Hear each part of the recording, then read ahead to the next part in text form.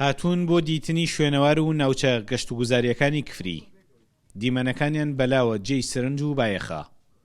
ئەوان گروپێکن لە سلێمانیەوە بۆ گەشت سەردانی کفریان کردووە. ئەوەی دەیبینن هەم دڵیان خۆش دەکات و هەم نیگەرانیشیان پێدەبەخشێت. نیگەرانی لەوەی ئەم سامانە نیشتمانیە فرامۆش کراوە. ئێمە هەدەفمان لەو بوو کاتێک کە وتم ئەڕۆینە کفری بە گروپەکەم ڕاستی هەنێک کۆمنت هەبوو لەسەری کە ئایا کفری چیتیایە. هەدەفەکەمان لەوەیە ئەمڕۆ بیناسێنین. طبعا ئەمڕۆ ڕۆژی سوۆشیال میدیایە، ئەمە لە ڕێی سوۆشیال میدیای خۆمانەوە کفری ئەناسێنین بە هەموو دنیا، نەک بە تەنها بە کورد یاخود بە عەرەب، بە هەموو بیانیانی دنیا بۆی کە کفری بێتە یەکێک لەو شارانەی کە بە تایبەت بۆی بێت.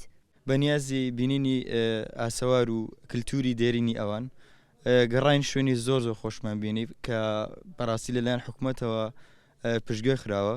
هیوادارین ئاوڕێکی لێبنەوە کە بەڕاستی لە هیچ شوێنێک ئەم ئاسەوارانەمان نەبینیوە زۆر تایبەت و چێژ بەخش بوون.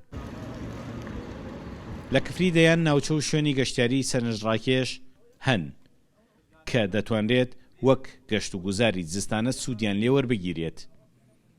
شوێنەوار و مۆزەخانە و ماڵی کەلتوری و سروشتەکەی ئەم شارە تەنها بایەخ پێدانیان گەرەکە.